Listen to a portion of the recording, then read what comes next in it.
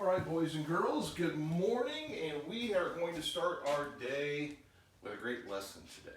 Everybody ready? Everybody got all the bugs out of their system? We're going to play Guess What State I'm From, all right? So we're going to show you some pictures, and then what we're going to do is let you guess where these famous people are from. All right, we're ready to get started. Let's begin. So we're going to begin with this picture right here. All right, this looks like an older picture, doesn't it? And it is. Does anyone know who this person is? Any ideas? Worked in the U.S. government. Was in the military. This person is, and and it's all right if you didn't know who this was. This is Dwight D. Eisenhower. Does the name Eisenhower, does that ring any bells? Does that make anybody think of anything? Yes. What does it make you think? President. Yeah, he was. He was president of the United States. He was actually the 34th president of the United States. And can anybody guess where he grew up? His boyhood home. Does anyone know where he's from?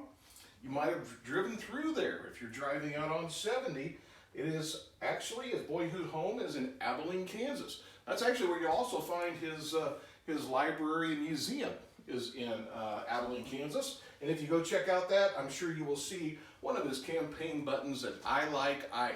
See how that rhymes? I like Ike. 34th president That's of a candy. Ike, Mike and Ike's is candy. That's correct. So, and it's good candy. Let's go with another one. This one might be a little bit tougher. Any ideas who this person is? Amelia Earhart. It is Amelia Earhart. Somebody's been to their museum here, it seems like. So Amelia Earhart, and she is what? She is an American aviation pioneer and author. Now, what is aviation? That's kind of a word that we haven't talked a lot about in here. Yeah, look, she's got on a pilot's jacket. So she's wearing a flight jacket. So she would be a pilot.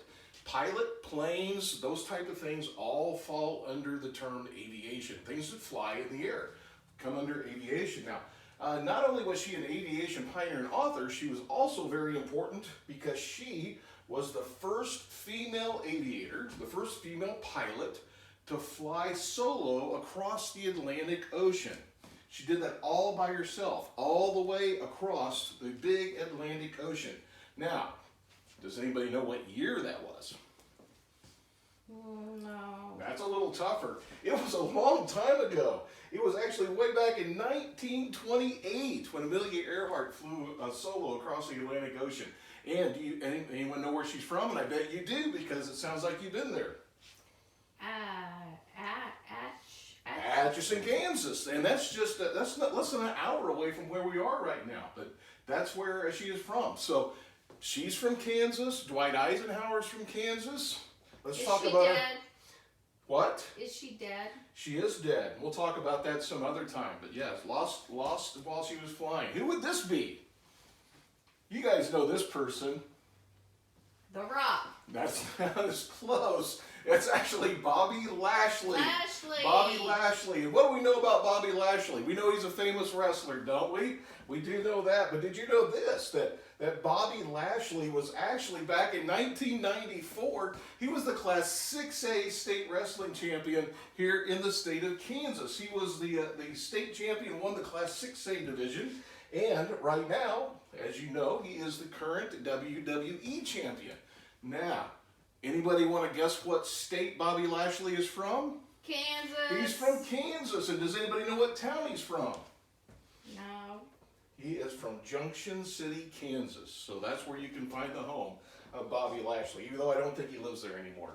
All right, the main person we're going to be talking about today, and you probably already know that he's from Kansas, is this person right here. Who is this? Yeah, this is a tough one. This is Gordon Parks. Now, Gordon Parks, and we're talking about people from Kansas that have really impacted the world and done things that lots of people know who they are. And that's who Gordon Parks is. He's somebody that a lot of people know who he is. And he was actually, if I can get my technology to work, he was the first African-American photographer for Life magazine. Up until Gordon Parks became a photographer for Life magazine, which used to be a really, really important magazine in the United States, all of the photographers were white. He was the first African American to become a photographer for Life magazine. Also the first African American director of a major Hollywood film. He directed a movie called The Learning Tree, which was based on a book that he wrote. And with this movie, he became the first African American director of a major Hollywood film. Very, very important for that as well. And these are all the things that he did. All the things that we know about anyway. He was an author, producer, director, photographer, poet, musician, composer. Really anything that had to do with art, Gordon Parks was really involved with it. So we're going to learn more about him today. We know what state he's from? Kansas. Exactly. Does anybody know what town he is from? No. No, that's all right. He is actually from Fort Scott, Kansas. That's where he was born. Now, we talked a little bit about the movie The Learning Tree. And that was actually, this is an old movie. It was back from 1969. And Gordon Parks actually left Hollywood and left New York, the places he was living, and brought all the people to Fort Scott, Kansas. And they filmed this movie, most of the movie, in Fort Scott. Now, I'm going to play you the trailer for the movie. And this is a little bit different than what they are today, because this trailer is a movie back in 1969. But it's going to tell you a little bit about Gordon Parks. It's going to tell you a little bit about the movie as well and who he was. This is Gordon Parks, successful and honored photojournalist. His career as composer, poet, and author has brought him worldwide recognition. His music, like the music you're hearing, has been performed by symphony orchestras in New York, Philadelphia, Venice, and Munich. His books have been published in 9 languages. The 15th and youngest child of a Kansas farmer, he told of how it was growing up in his best-selling novel, The Learning Tree. And now, Gordon Parks has returned to the town where he lived it, and there made that story into a motion picture. My baby's gone, my baby's gone, my baby's gone, my baby's gone, my baby's gone. All right, so that is a trailer from a movie back in 1969 that is about a movie called The Learning Tree. And we learned a little bit about Gordon Parks there and some of the things that he had done with his music played all over the world by different symphony orchestras. He wrote that movie, wrote the book, and then came back to Fort Scott here in Kansas to shoot that movie. Now, we're going to do a read aloud, and we're going to do a little book talk before we get into that. So these are some of the words that we are going to be using when it comes to the book today, when we have our read aloud. And we're going to do that with a video today. So some of these come out of the book, or all these come out of the book that we're going to be using, called Gordon Parks, How the Photographer Captured Black and White America. And that book is by Carol Boston Weatherford. So very good book. I can't wait for you all to hear it and see the pictures that are in it. So we're going to start with a couple of words, and there's a lot of words here, and for time in this situation, we're going to skip over some of the words as we go through this. So we're going to start with probably a very, very sad word, a word that a lot of adults have to use sometime, and that's stillborn. Now, what do you think stillborn would mean? Yeah, it means that you were dead at birth. And we're going to find out why that's important in this story about Gordon Parks. Another word, porter. Porter. Any idea about porter? Porter is a person whose job is to help passengers on a train. Back in the 30s and the 40s, that was how everybody got around, was a train. A busboy. That is a man or a boy whose job it is to remove dirty dishes, clean the tables, whatever needs to be done at a restaurant. We're going to hear that word used here in just a minute. And if we need to talk about those words, we will do that. All right? Let's jump forward a little bit to maybe portraits.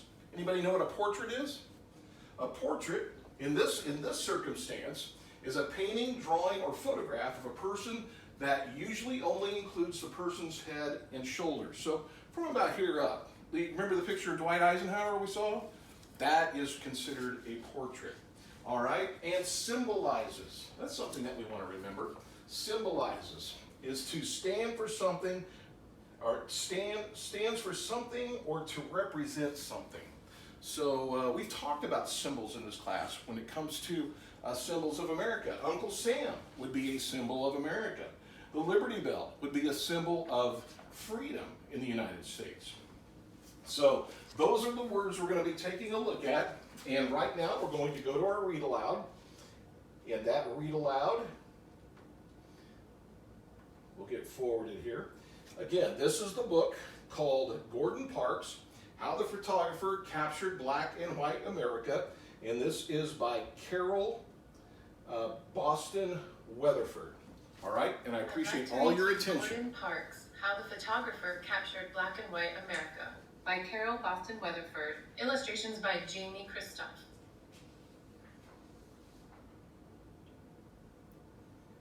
The youngest of 15, Parks arrives stillborn and is nearly left for dead until a dip in ice water shocks his tiny heart to beat. The baby is named for the man who saved his life, Dr. Gordon. When young Gordon crosses the prairie on horseback, nothing seems beyond reach. But his white teacher tells her all-black class, "You'll all wind up porters and waiters." What did she know?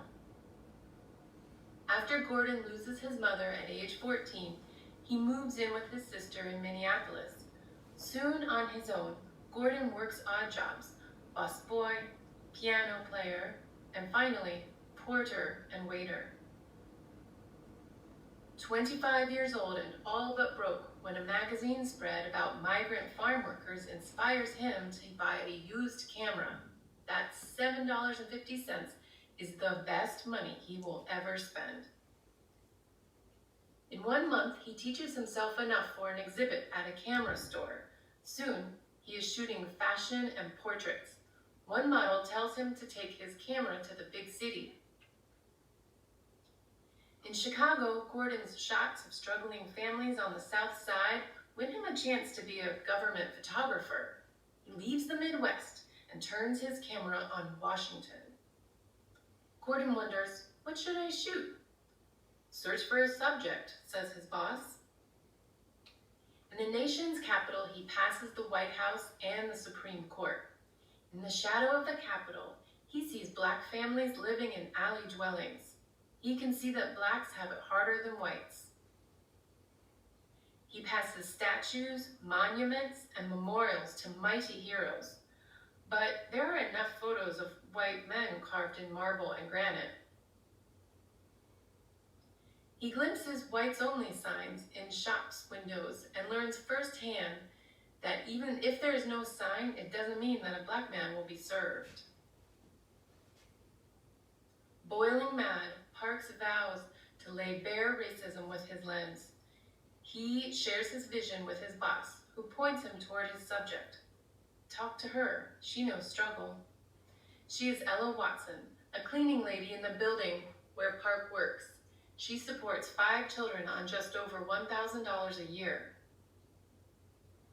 The photographer follows her for weeks, home, church, and to work at 4 in the morning.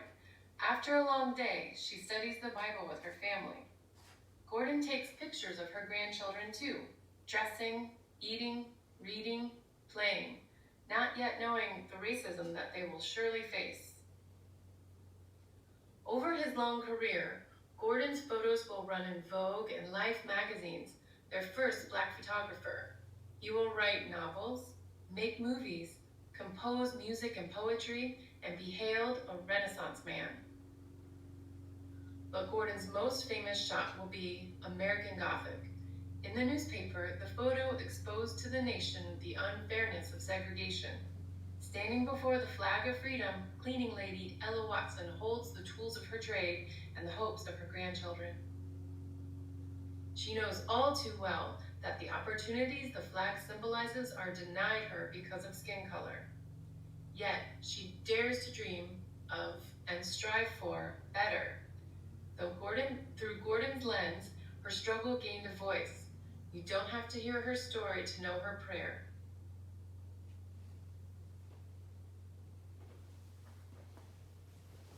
All right, that is the book of Gordon Parks by Carol Boston Weatherford. So a very good story. All right, now what we're going to do, class, is pull out your paper and your pencils, And we are going to get ready for one of our favorite things to do is our grand conversation. We talked a lot of important stuff. Get your paper settled down over there so everybody can hear.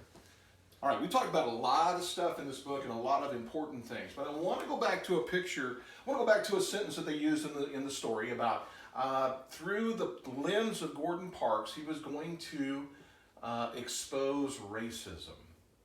That's what he chose to do, and he chose to do it in such a way that he would take pictures of different things to show what racism and segregation was all about. We talked about those things before in the class. So let's take a look at his most famous picture.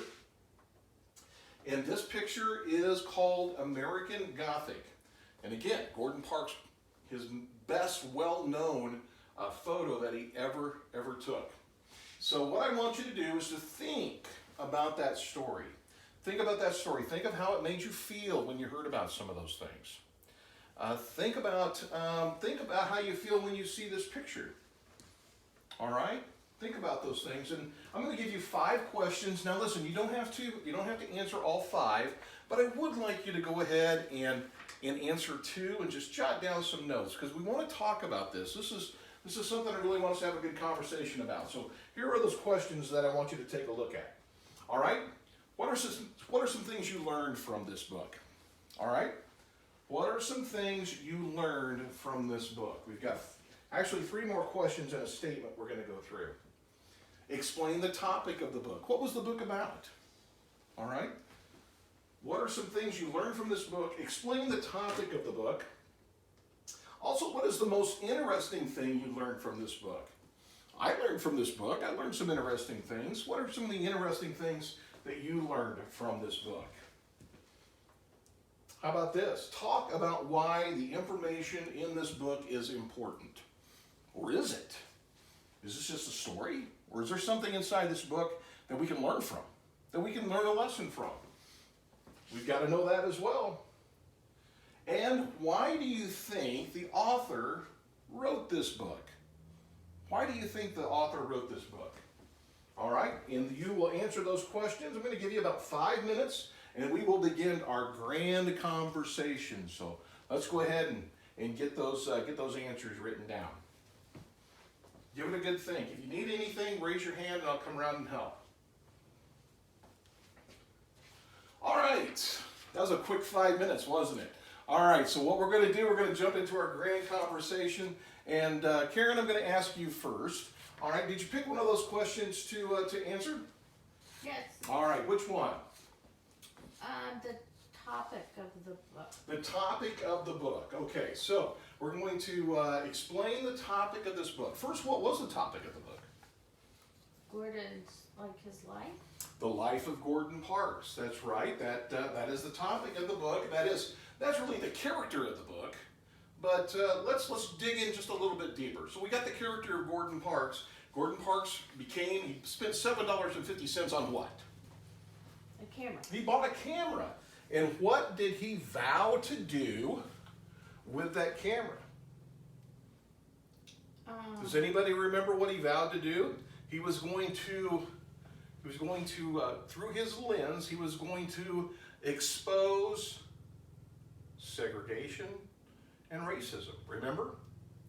I mean, a lot of people didn't know how bad it was in some spots. And Gordon, through his camera, and we'll learn later, and you'll learn later through school, he chose it as his weapon of choice.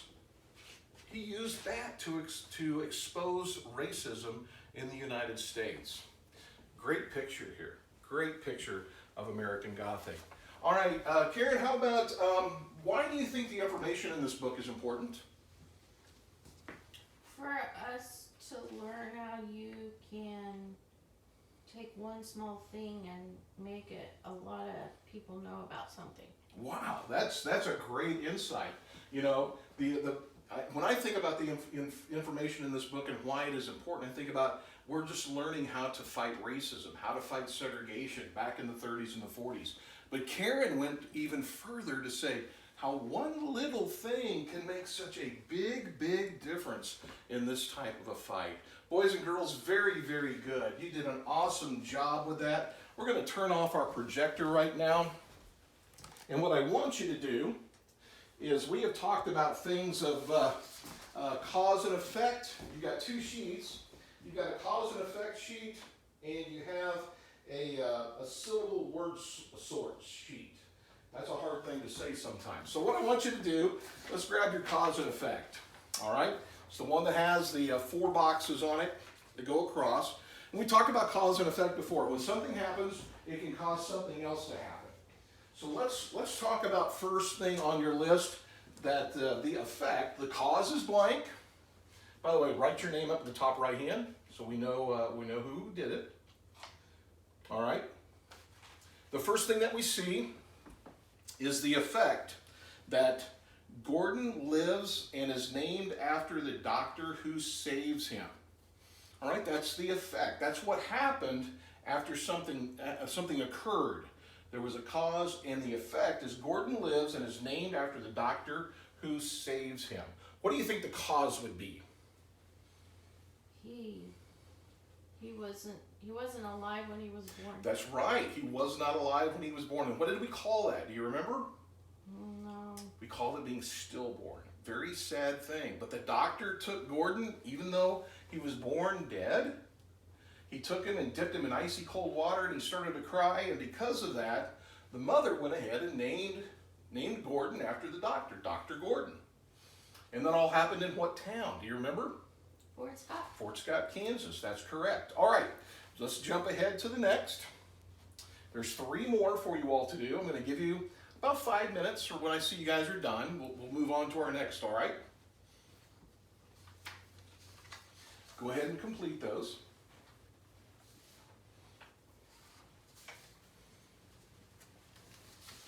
I'll be right there. Give me just a moment.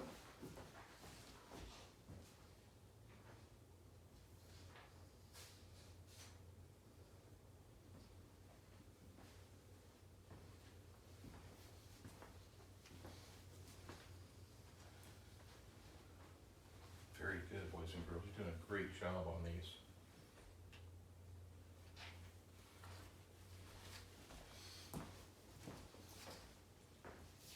All right, boys and girls, thank you so much for working so hard and quickly on that. Let's go ahead and talk about the rest of these that are on the page, shall we?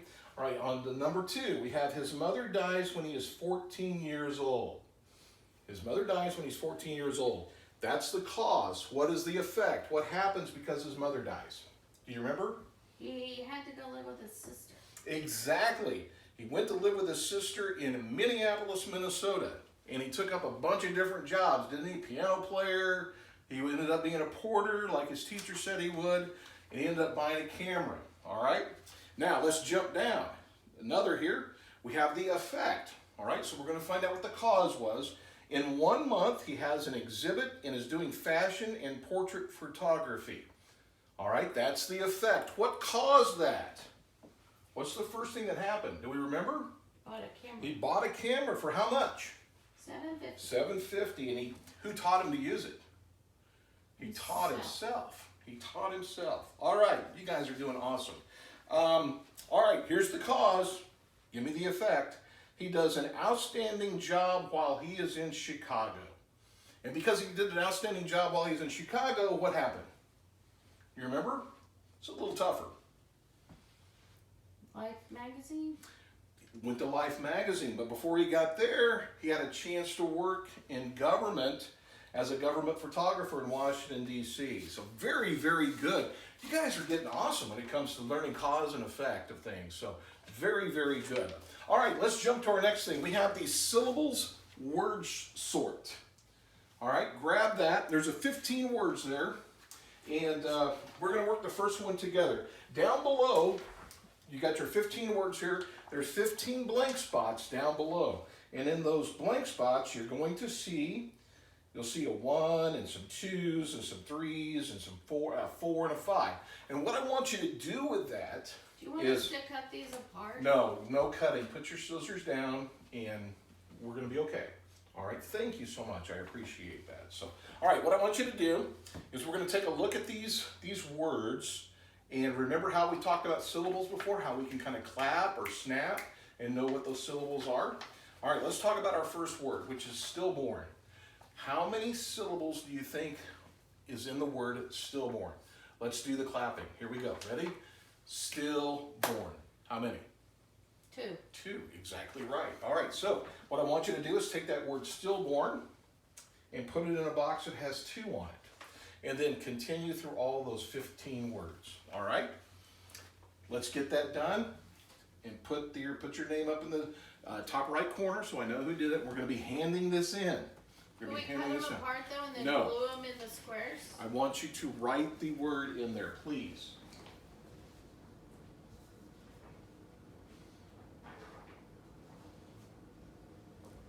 All right, boys and girls, awesome, awesome job. You guys do such a great job. I want you to get those handed in, put them on your desk. Thank you for not cutting them up.